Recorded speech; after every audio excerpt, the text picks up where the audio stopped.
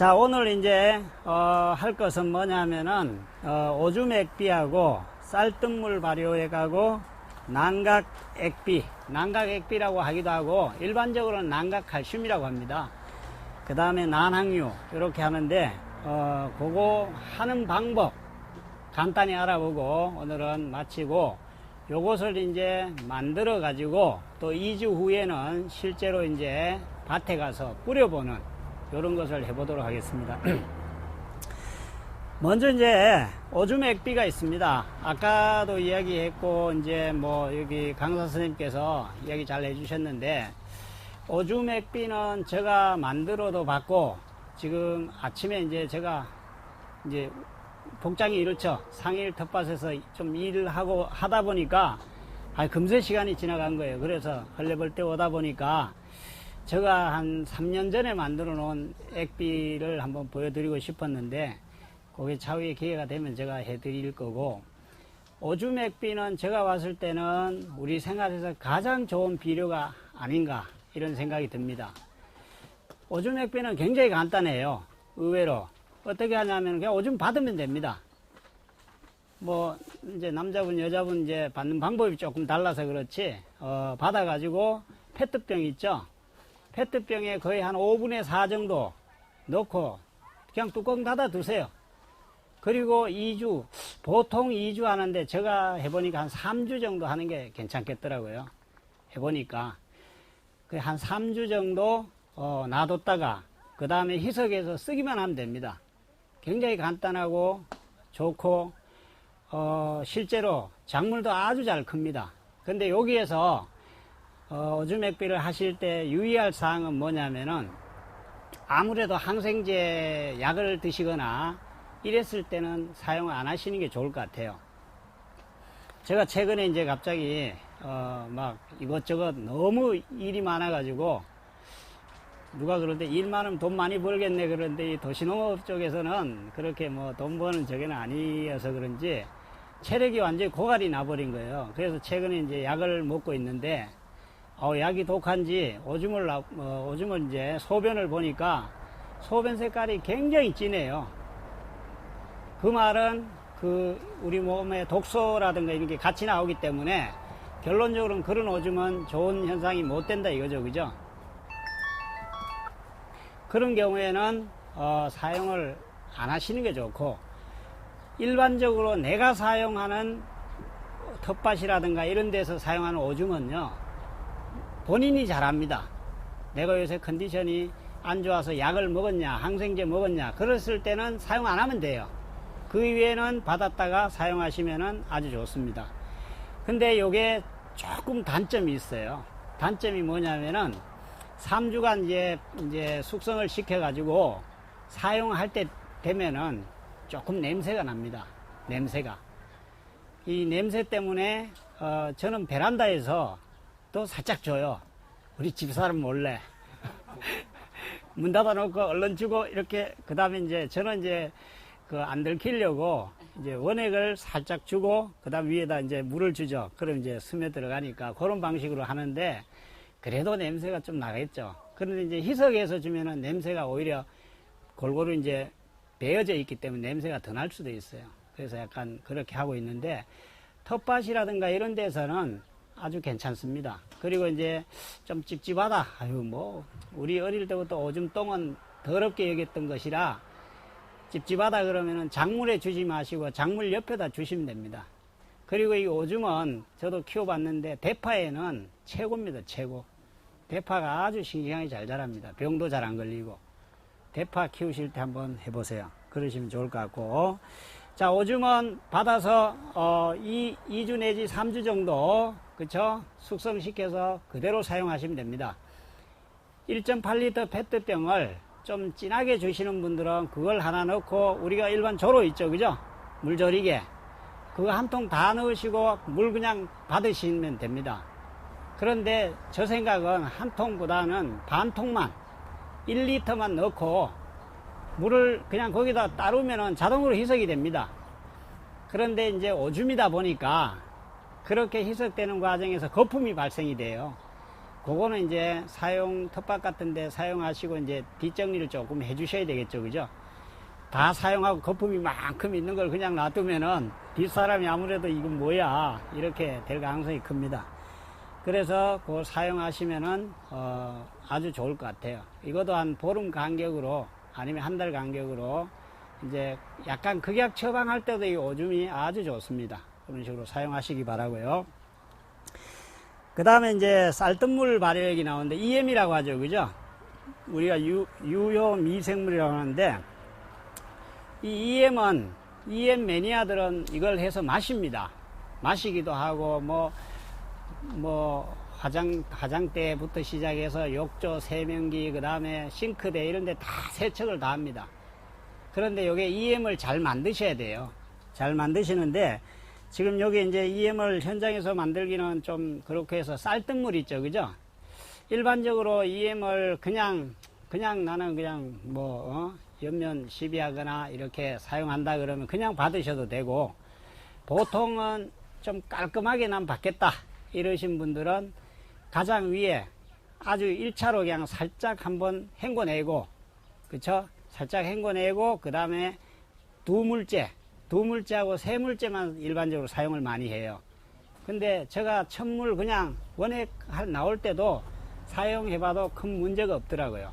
근데 원액을 사용하게 되면은 아무래도 밑에 찌꺼기가 좀 많이 생깁니다.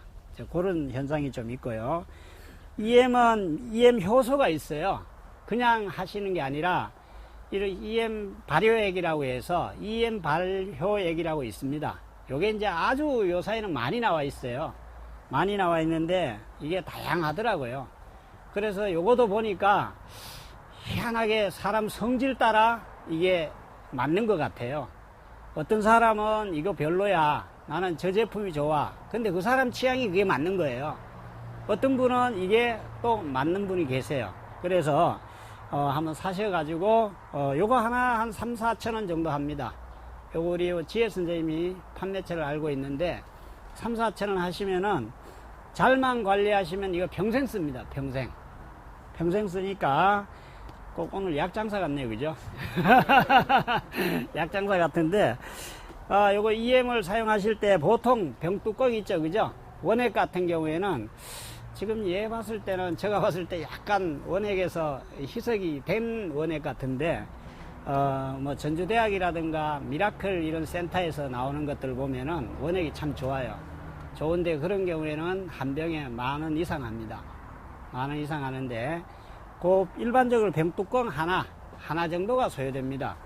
그리고 우리가 여기 이제 오늘은 작은 샘플로 해서 작은 걸 가져왔는데 1.8리터 있죠, 그죠? 1.8리터에 한 3분의 2 정도의 그 쌀뜨물을 받으신 다음에 EM을 한 뚜껑 정도, 뭐 나는 약간 미심쩍다 그러면 한 뚜껑 약간 더 부어도 됩니다. 그리고 그 다음에 당밀이라는 게 있어요. 당밀하고 가루하고 뭐 설탕 해도 좋고, 일반적으로 당밀 구하기가, 저도 집에 당밀이 있는데 당밀 지금 뚜껑을 못 열어 가지고 못 씁니다. 끈적한 게 강하다 보니까 이제 조청같이 붙어버렸는데 당밀이 아니어도 설탕 가지고도 얼마든지 가능합니다. 그리고 사실은 설탕을 넣지 않아도 돼요, 사실은. 근데 단지 당밀을 넣었을 경우에 어떤 효과가 있냐면은 발효가 빨리 됩니다. 이게 속도가 빨라지는 거죠. 우리가 이제 도시농업이라든가 이런 거 할 때 보면은 거의 대부분이 부가적으로 넣는 것들은 이 반응 속도를 빨리 하기 위해서 넣는 것들이 거의 대부분입니다. 그리고 이제 굵은 소금 있죠. 이제 천연 소금이라고 하죠, 그죠? 굵은 소금을 한 몇 개 매달 이렇게 집어넣으면은 좋다 이거죠. 굵은 소금을 왜 넣냐 하면은 우리가 소금은 뭐 순수한 소금은 이제 염화나트륨이라고 하는데, 염화나트륨만 들어있는 게 아니라 염화마그네슘, 뭐 산화마그네슘이 여러 가지가 들어있어요. 그래서 그런 것들이 이게 미생물이 커가는데 도움을 준다는 거죠. 그래서 그런 부분들을 활용하셔가지고 넣어주기만 하면 끝납니다. 넣어줘서 여기서 유의할 점은 보통 일주일 정도가 3일 내지 빠른 경우에는 3일 내지 4일, 그리고 일주일 정도가 되면은 이 병이 오뚜기가 됩니다. 그 페트병 큰 게 있죠, 그죠? 이렇게 놔두면은 이게 끄떡끄떡끄떡 해요. 그 말은 무슨 말입니까? 이 안에 가스가 찼다는 얘기예요. 가스가 차서 빵빵해져서 밑도 튀어나옵니다. 그런데 그냥 계속 놔두면은 잘못하다 보면 터질 수도 있어요. 그럴 때는 이렇게 이제 살짝 이렇게 돌리다 보면 픽 하고 김새는 소리가 나오죠. 김새는 소리가 나면은 고기의 냄새를 맡아보면 얘가 성공이다 실패다 바로 알 수 있습니다. 성공이다 이것은 바로 약간 사과향 비슷한 냄새가 역하지 않고 향긋한 향이 납니다. 이런 경우에는 성공입니다. 근데 보통 실패하는 경우는 잘 없더라고요. 근데 이제 예를 들어서 냄새가 역하거나 그러면은 바로 흔들어서 이제 하수구에 버리셔야 됩니다. 그렇게 하시면 되고, EM은 이렇게 만들어서 500배 내지 1000배를 이제 1000배를 희석하셔가지고, 그러니까 하나 만들면은 1000배라 그러면 엄청난 양입니다. 그쵸? 1000배를 희석하셔가지고 옆면 시비하는 거죠. 우리가 이제 작물에 쓰실 때는 옆면 시비할 때 그냥 우리가 대체적으로 여기 계신 분들도 제가 한 반 정도는 그러실 것 같아요. 뿌리라 그러면은 이제 분무기로 씩씩씩씩 자 이렇게 뿌리죠, 그죠? 이렇게 뿌리면 안 되시고 잎을 이렇게 들어가지 잎 뒷면에 이렇게 골고루 뿌려 주셔야 됩니다. 그래야 이게 효과가 있는 거죠. 우리가 일반적으로 하면 위에만 씩씩씩씩 하죠, 그죠?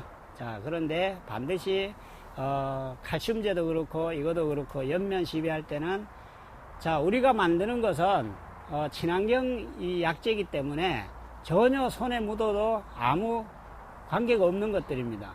자, 그러니까 전혀 그런 것을 염려 안 하셔도 되고, 화학약재 같은 경우에는 손에 닿으면 안 되겠죠, 그죠? 그러나 이거는 뭐 손으로 져서도 되는 겁니다. 아까 이야기했죠? EM 효소 이거 잘 만드시는 분들은 이제 두물 이런 걸 딱 하고 해서 마십니다. 마시기도 해요. 매니아들은. 그래도 이제 괜찮으니까 마시겠죠, 그죠? 몸속에 가서. 예. 그렇죠. 예. 깔아앉는 것들은 이제 나중에 이제 요것은 제거를 해야 됩니다. 그런데 요게 깔아앉는 것들이 나중에 가면은 부패할 가능성이 커요. 예. 그러니까 위에 물을 따라내고, 요거 하나 제가 이제 까먹었는데 두 가지를 말씀 더 드릴게요. 자, 요것을 할 때 보통 EM을 만들 때 우리가 이제 그냥 실온에 보관하라 이러는데, 이것을 우리가 할 때 어디에다 하는 게 좋냐면은 냉장고 뒤가 좋습니다. 냉장고 보통 우리 큰 냉장고 있죠, 그죠? 냉장고 위에 뒷부분, 거기는 열이 항상 일정하게 고정된 온도를 가지고 있죠. 일정한 온도를 유지하고 있습니다. 특히 이제 요 사이 같은 경우는 큰 문제가 안 됩니다. 왜? 요 사이는 온도가 어느 정도 있죠. 그쵸? 20몇 도를 유지합니다. 근데 겨울 되면은 20도 이하로 떨어지죠, 그죠? 실내 온도가 20도 이하로 떨어집니다. 불 때면은 20도 이상 올라가고. 그런데 항상 그 냉장고 뒤쪽은 제가 봤을 때는 항상 그 온도를 유지를 해요. 냉장고에서 열이 나기 때문에. 그래서 그것도 하나의 방법이더라고요. 해보니까. 그 올려놓고 이렇게 보시고 뭔가 좀 빵빵해졌다 그러면은 피식 이런 식으로 하시고, 그 다음에 제가 그 다음번부터 이게 수량을 한 말까지 제가 이제 늘려봤어요. 단시간에. 그 할 때는 어떻게 했냐면은 이제 페트병 3분의 1을 그 다음 페트병에 붓습니다. 그리고 쌀뜨물을 그냥 붓기만 했어요. 설탕도 안 넣고 아무것도 안 넣었습니다. 그래도 되더라고요. 근데 이제 아까 이야기했죠. 설탕이라든가 이런 걸 안 넣으면은 늦어집니다, 시간이. 근데 요게 또 좋은 점도 있어요. 우리가 짧은 시간에 그 많은 양을 만들어 가지고 쓰지를 못합니다. 그쵸? 자, 이게 왜 그러냐면은 우리가 이제 여기 안에 있는 이 가루가, 쌀 가루 있죠, 그죠? 이 가루가 녹말입니다, 녹말. 우리가 밥을 오랫동안 씹으면은 단맛이 나죠, 그죠? 그 녹말에서 엿당으로 바뀌어가는 겁니다. 그래서 이 안에 쌀뜨물에 있는 이것도 녹말 상태에서 엿당으로 바뀌어가면서 당을 만들어내요, 스스로가. 만들어내는데 그 만들어내는 기간을 설탕이라든가 당미를 넣었을 경우에는 이제 짧게 해준다 이 얘기죠. 그렇죠? 그렇게 하시면 될 것 같고요.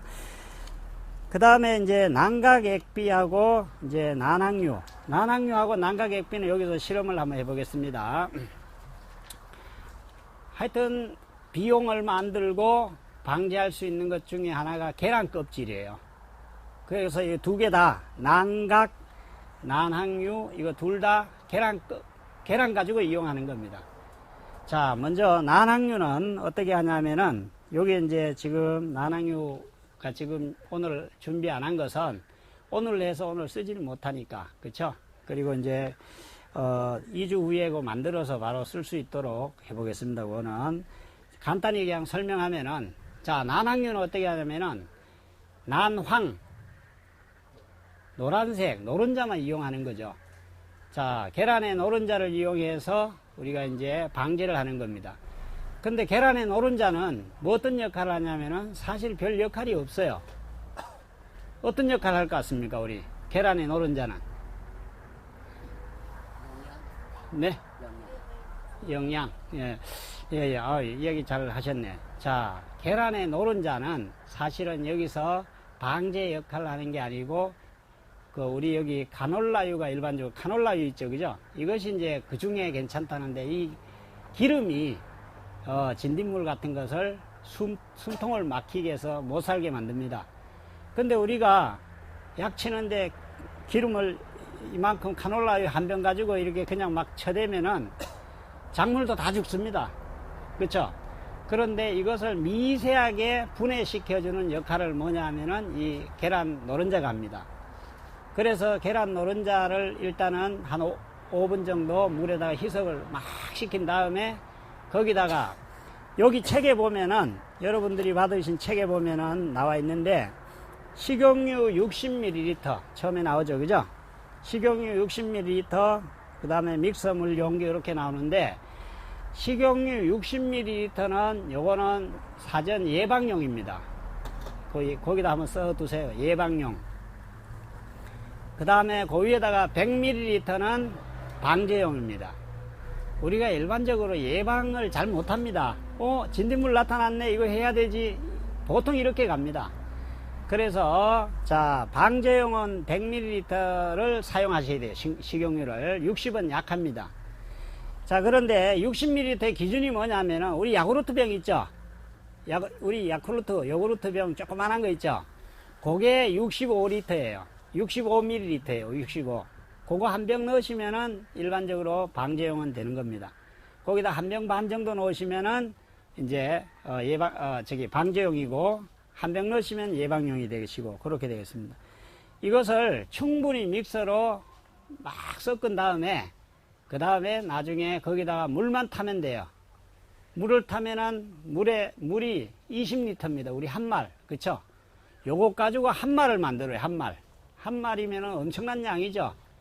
그래서 물에다가 그걸 충분히 한 것을 쫙 부으면은 이게 물 속에서 하얀색이 뿌옇게 쫙 퍼져가는 게 굉장히 이쁩니다.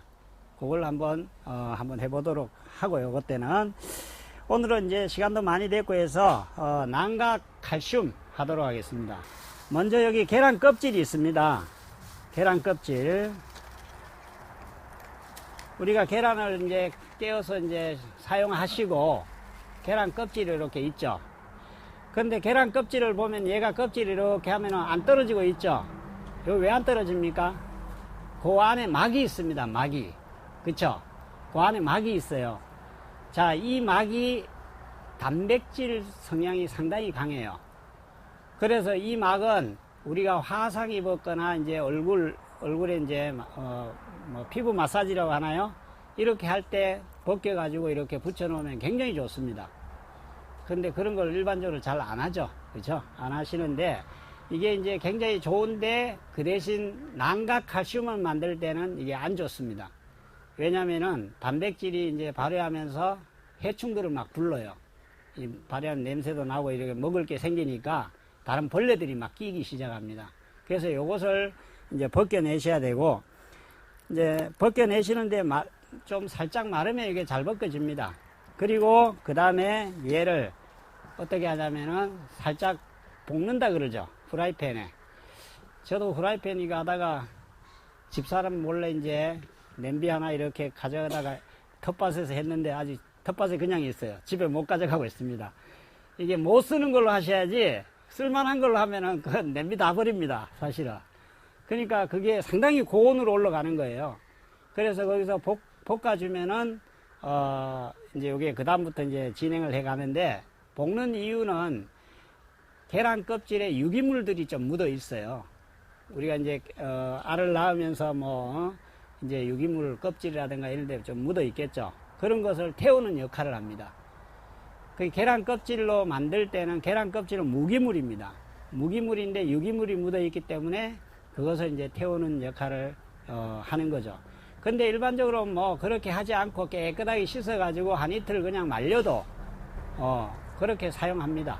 그런데 이제 나는 약간 신경 더 쓸 거야 이렇게 했을 경우에는 살짝 태우면 좋습니다. 그리고 태웠을 때 좋은 점이 또 이거를 부실 때 잘 부셔집니다. 부실 때 이제 1차적으로 이제 그 다음에 계란 이렇게 껍질을 이렇게 했겠죠, 그죠? 그 다음에 이제 그 말려서 살짝 볶아 놓은 상태입니다. 그 다음에 얘를 부실 때는 뭐 이런 돌멩이 가지고 못 쓰는 그릇에다 대놓고 그냥 빠도 되고요. 안 그러면은 이제 뭐 여성분들 같은 경우에는 살림이 내 거니까 내 맘대로 하니까 괜찮고, 남성분들 같은 경우는 살짝 눈치 봐가면서 도깨비 방망이나 그 다음 믹서기 같은데 넣고 그냥 확 돌려버리세요. 그러면은 이렇게 아주 보드랍게 됩니다. 이렇게 보드랍게 돼요. 그런데 왜 굳이 이렇게 아주 얇게 믹스를 시키느냐 하면은, 우리가 이제 이게 여기다가 그냥 그 다음에 식초만 넣으면 사실 끝나는 겁니다.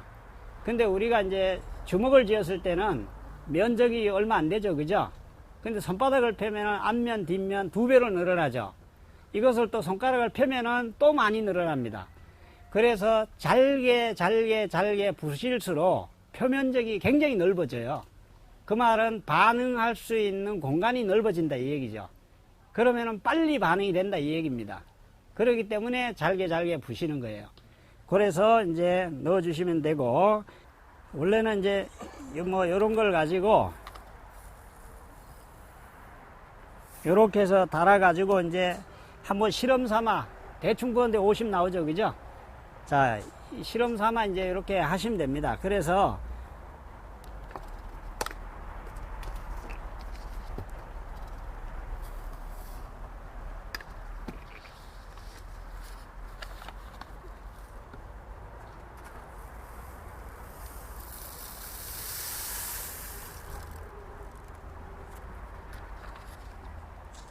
제가 어릴 때 형들 밑에서 쥐어 박히면서 살아가지고 잔머리는 잘 씁니다. 그래서 이렇게 넣으신 다음에 식초를, 자, 일반적으로 우리가 이제 식초를 사용할 때는, 식초는 산이죠, 그죠? 산성이 좀 있습니다. 그러니까 식초를 사용하실 때는 될 수 있으면 유리병을 사용하시는 게 좋아요. 근데 뭐 페트병 사용하시는 분도 많더라고요. 근데 요게 이제 뭐 과학적으로 증명은 안 됐지만은, 페트병을 사용했을 경우에 페트병의 어떤 성분이 녹아 나올 수도 있다, 이런 얘기가 뭐 들려서 이와이면은 유리병으로 하시는 게 좋습니다. 우리 선생님 여기. 그래서 현미식초 중에 일반 현미식초를 사용하시는 것보다 2배 현미식초 사용하시면은 딱 좋습니다.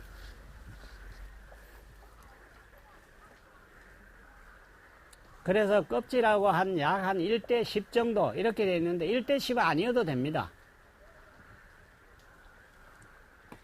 약간 더 넣어보세요. 약간만 더 넣어보세요.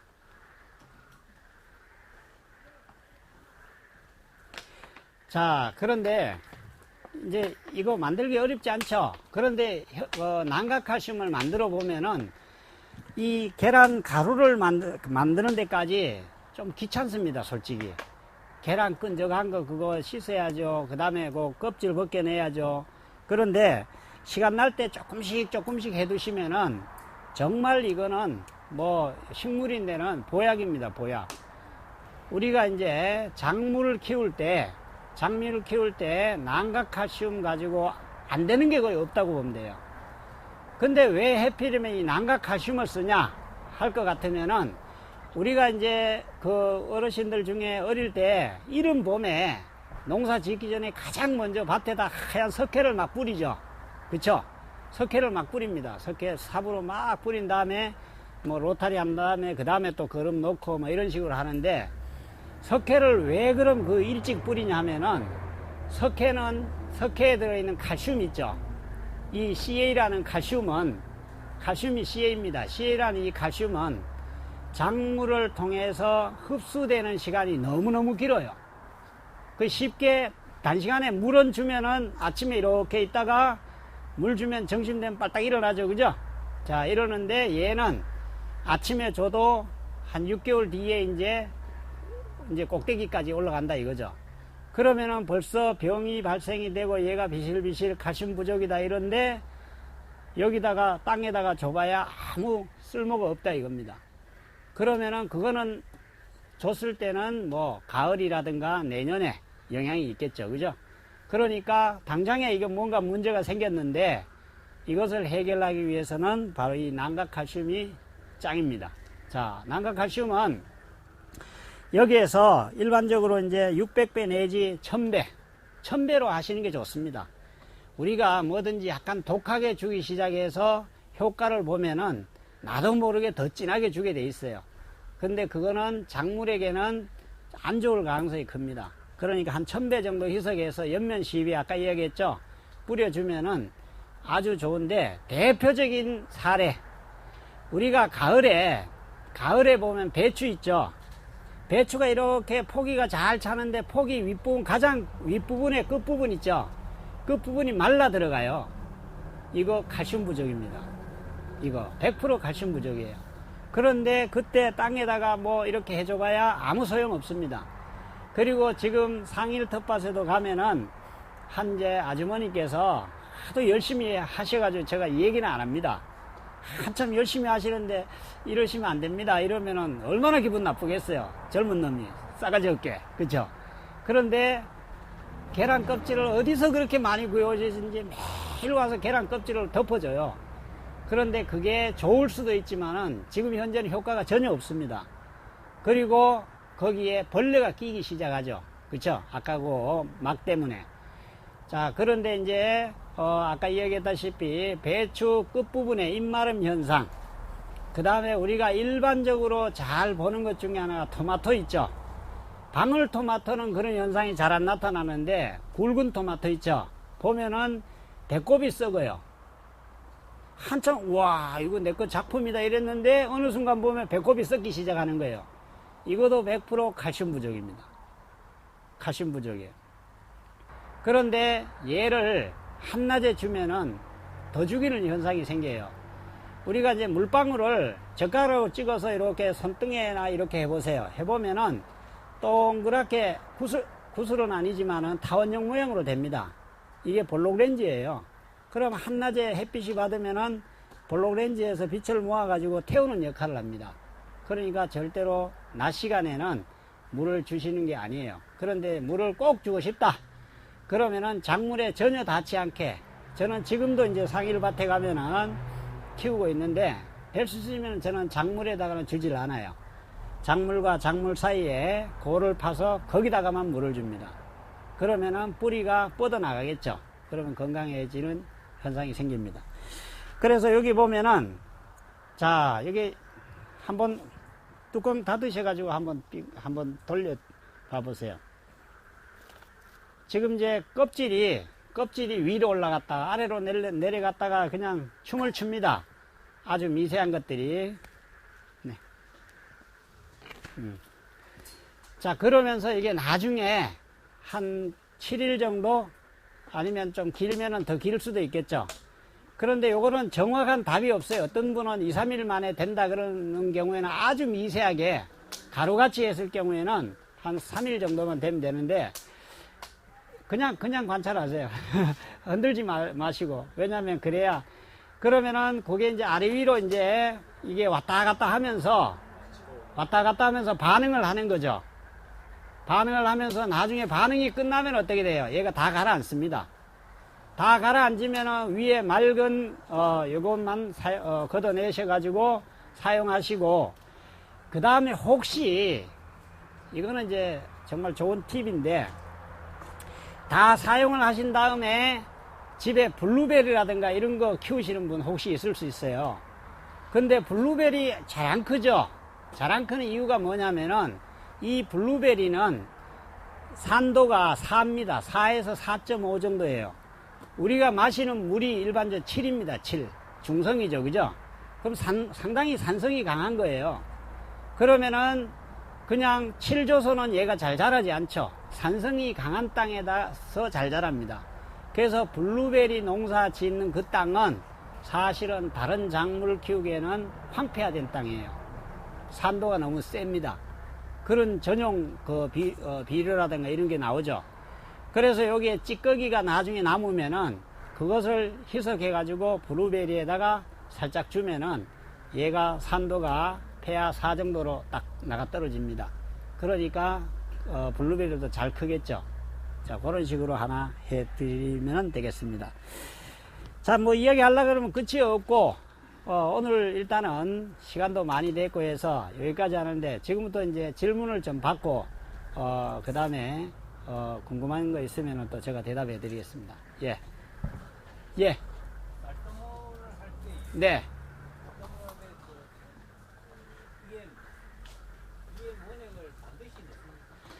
그렇죠. 처음에는 뭐 EM 원액밖에 없을 거 아닙니까?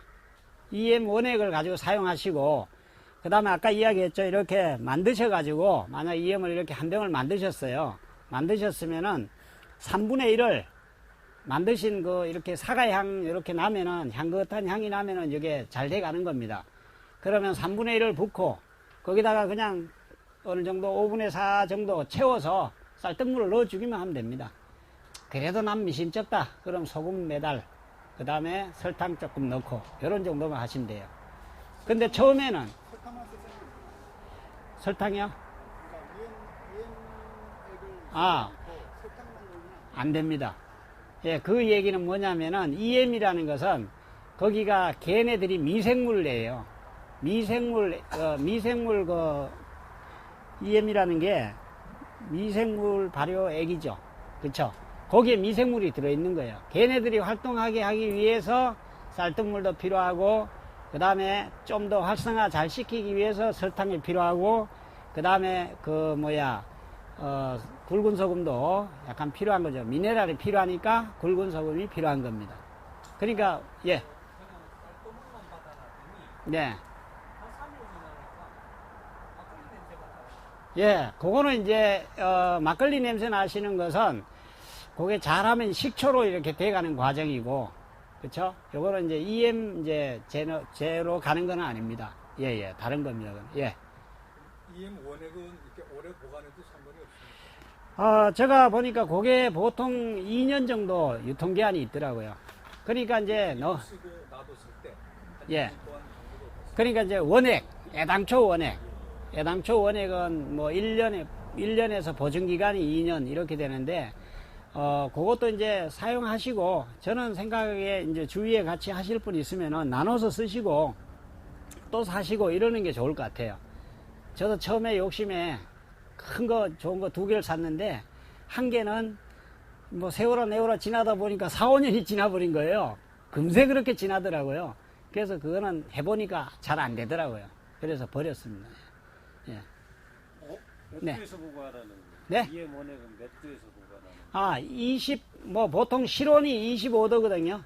그 보통 이제 냉장고이 23도에서 7도, 6도, 요런 사이 보관해 주시면 좋습니다. 대충 25도 전후, 요렇게. 그냥 쌀뜨물 받아 들고 별 효과 안 없는 거예요? 쌀뜨물은요? 쌀뜨물은 우리가 이제 영양제는 되죠. 영양이 있습니다, 쌀뜨물은. 쌀뜨물 중에 진딧물 이런 거 많이 예방한다고. 그렇죠. 예, 예. 그래서 쌀뜨물 같은 경우에 진딧물 예방하는 건 여러 가지가 있어요. 설탕물 가지고 진딧물 예방합니다. 설탕물 물에 타가지고 진딧물인데 하면은 굉장히 간단한 방법 중에 하나입니다. 쳐놓으면은 설탕이 끈끈한 게 있잖아요. 물이 마르면서 얘가 이제 엉겨 붙어가지고 진딧물이 죽습니다. 진딧물 하는 방법은 여러 가지가 있습니다. 예. 식초 냄새 약하게 나던데요. 예. 요게 이제 아무래도 냄새는 조금 줄어들겠죠. 줄어드는데, 이제 지금도 보면 가만 놔뒀는데 이게 막 아래 위로 막 움직이죠. 그죠? 이게 반응을 계속 한다는 얘기입니다. 지금 이제 반응을 하기 때문에 얘네들이 움직여요. 그리고 이제 지금 거품이 이렇게 생기죠. 그죠? 거품이 생긴다는 것은 잘 돼가고 있다는 얘기입니다. 예. 그래서 요걸 뚜껑을 막아 놨다가 이제 이렇게 중간에 열어 주셔야 됩니다. 중간에 한 번씩 열어 주시면은 상당히 좋습니다. 식초가 그걸 분해하는 역할만 하나요? 또 다른 역할을 하는 게 있습니까? 아, 식초가요? 식초가 이제 아무래도 이 분해하는 역할을 하고 다른 역할도 있겠지만 아무래도 이 분해하는 게 좀 많죠. 그래서 좀 약간은 더 전문적으로 하시는 분들은 이걸 어떻게 하냐면은 우리 굴 껍데기 있죠. 굴 껍데기가 이 계란 껍데기보다는 효과가 더 좋답니다. 저도 그거 한번 해보려고 하는데 그래서 상일밭에 굴 껍데기를 또 모아놨어요. 그러니까 온데 막 지저분해지더라고요. 이게 자꾸 모으니까. 그 굴 껍데기하고 이제 식초하고 거기에는 뭐가 들어가냐면은 갑자기 생각이 안 나네. 그 산이 하나가 들어가요. 우리가 먹는 산. 그게 이제 들어가는데 그것을 가지고 이제 발효를 해서 하면은 효과가 더 좋다고 하더라고요. 예. 빙초산이 아니고 핸드폰 내게 제가 여기 사무실에도 있는데 그게 일반 시중에는 잘 안 파는데 우리가 이제 먹는 이제 산입니다. 먹는 산인데 구연산이 맞습니다. 예, 구연산. 오케이. 수고.